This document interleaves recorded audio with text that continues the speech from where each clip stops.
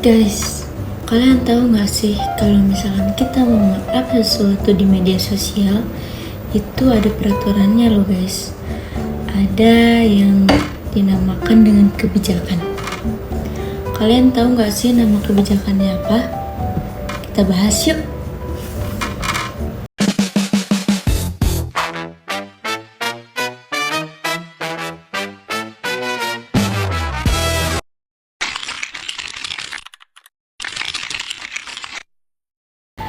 Nah, namanya yaitu regulasi penyiaran.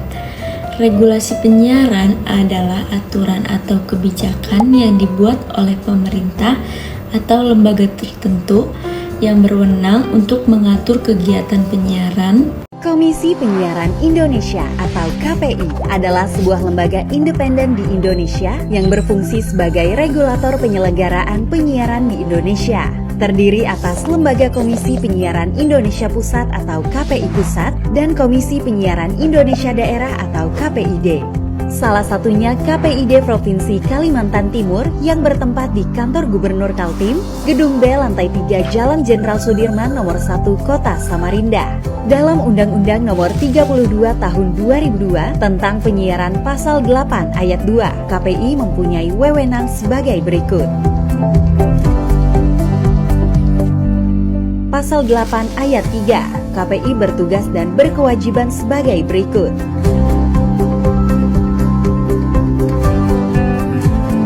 Betapa pentingnya peran Komisi Penyiaran Indonesia atau KPI terkait pelayanan informasi publik yang sehat. Bukan hanya Komisi Penyiaran Indonesia atau KPI saja yang berperan, tetapi kita juga ikut serta untuk bijak dalam memilah siaran yang layak untuk ditonton dan didengar.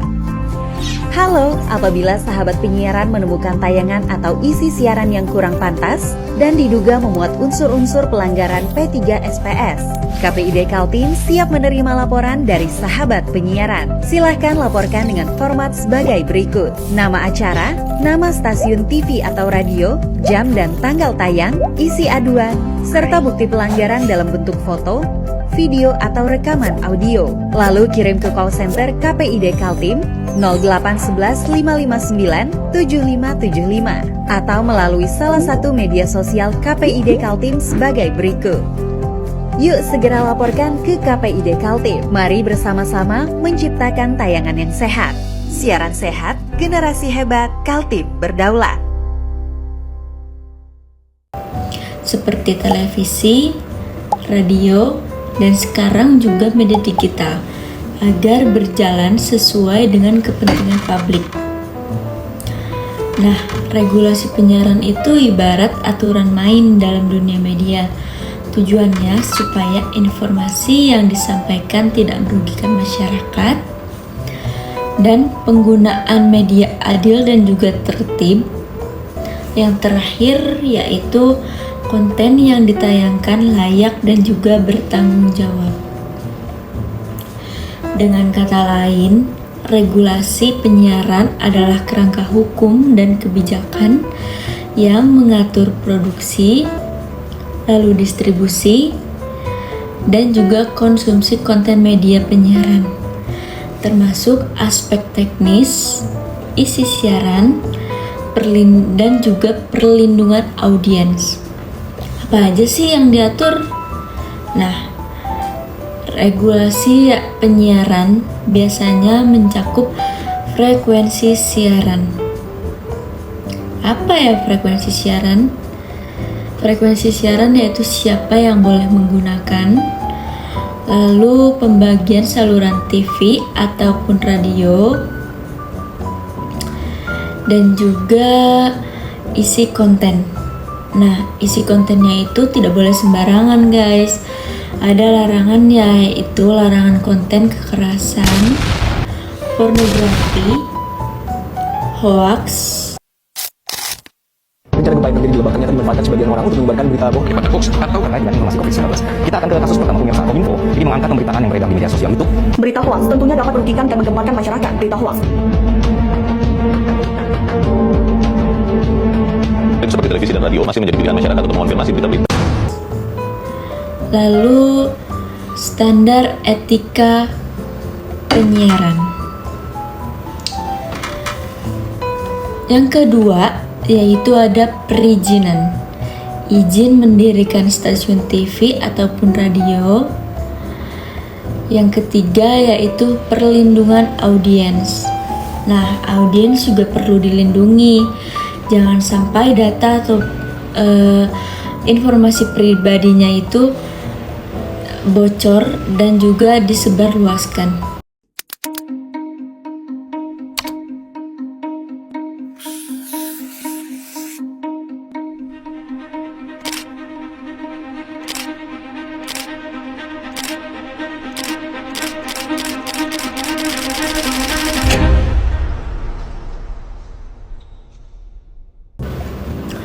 Itu namanya adalah hak privasi. Nah, yang selanjutnya yaitu iklan dan juga bisnis media, yaitu batas iklan, lalu transparansi sponsor. Terus, tujuan regulasi penyiaran itu untuk apa sih?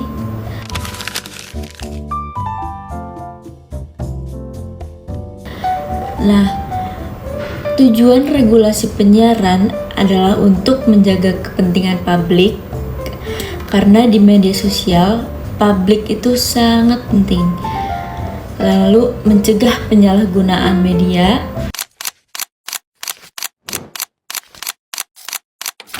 Media sosial telah menjadi bagian tak terpisahkan dari kehidupan masyarakat saat ini. Ribuan lowongan kerja online paruh waktu marak bertebaran di media sosial. Banyak akun-akun pribadi yang tidak jelas profilnya lalu lalang di beranda Instagram. Musikus sekaligus politikus Dhani Ahmad Prasetyo alias Ahmad Dhani divonis 1,5 tahun penjara karena dianggap melakukan tindak pidana ujaran kebencian yang diatur dalam Undang-Undang ITE.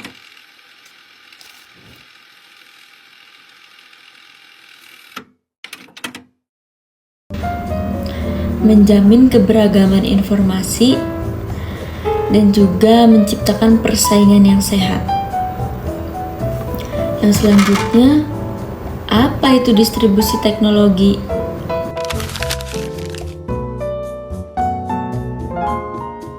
Distribusi teknologi adalah perubahan besar akibat perkembangan teknologi digital yang menggantikan sistem lama, misalkan televisi menjadi ke sosial media. Dan yang kedua yaitu mengubah cara kerja industri media. Contohnya, kalian suka nonton Netflix gak? Atau kalian sering dengerin musik di Spotify? Atau menonton podcast di YouTube? Nah, itu adalah contohnya. Radio digantikan oleh podcast di YouTube ataupun Spotify. Lalu misalnya YouTube. Nah, YouTube itu menggantikan TV. Kita bisa melihat konten atau video yang kita sukai itu kapan saja kan guys. Pernah nggak sih kalian berpikir kenapa acara TV tidak boleh sembarangan menampilkan konten? Atau kenapa beberapa konten di media sosial itu bisa dihapus?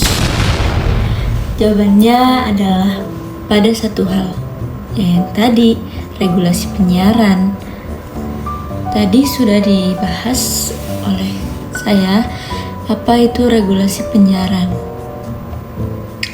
Regulasi penyiaran adalah aturan yang mengatur bagaimana media sosial menyampaikan informasi kepada masyarakat, mulai dari televisi, radio, sampai sekarang berkembang ke media digital seperti YouTube dan juga TikTok.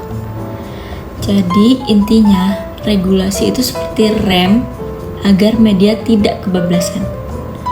Kenapa regulasi itu penting? Ada yang tahu nggak? Regulasi penyiaran penting karena media hanya punya pengaruh besar terhadap masyarakat.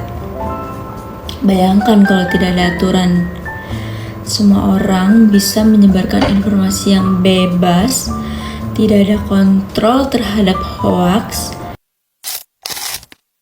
Bencana gempa yang terjadi di Lebak ternyata dimanfaatkan sebagian orang untuk menyebarkan berita hoax atau terkait dengan informasi COVID-19. Kita akan ke kasus pertama pemirsa. Kominfo jadi mengangkat pemberitaan yang beredar di media sosial YouTube. Berita hoax tentunya dapat merugikan dan menggemparkan masyarakat. Berita hoax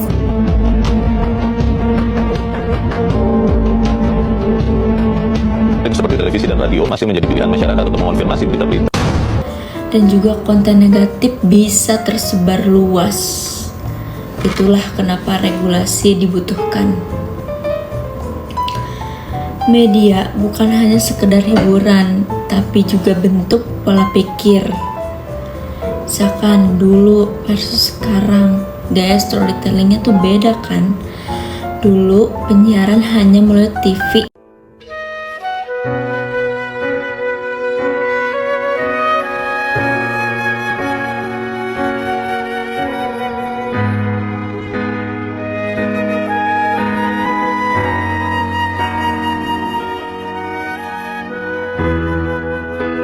Dan juga radio.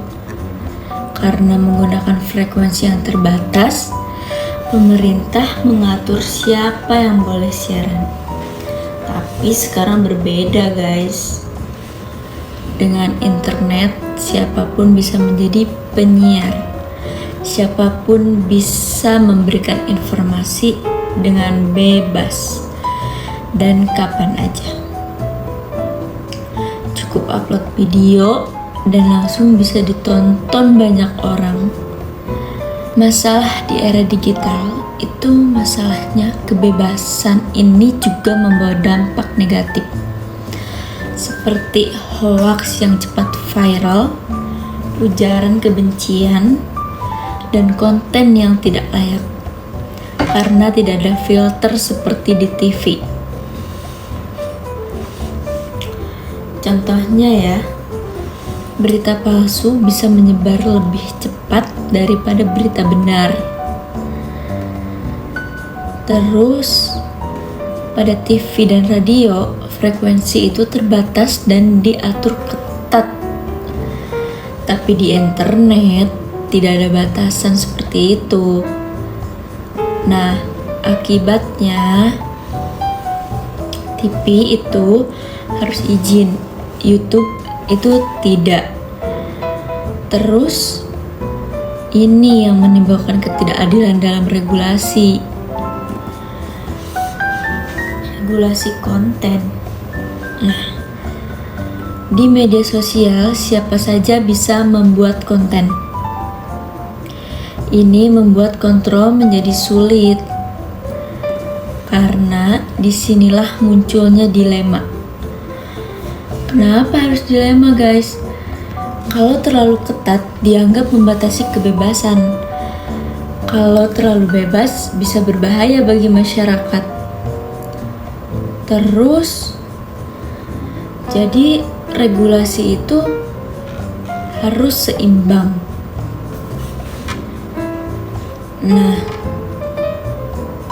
selanjutnya yaitu selain konten ada masalah lain nih yang menjadi permasalahan dalam regulasi teknologi ataupun regulasi penyiaran yang sering tidak disadari, yaitu data pribadi audiens.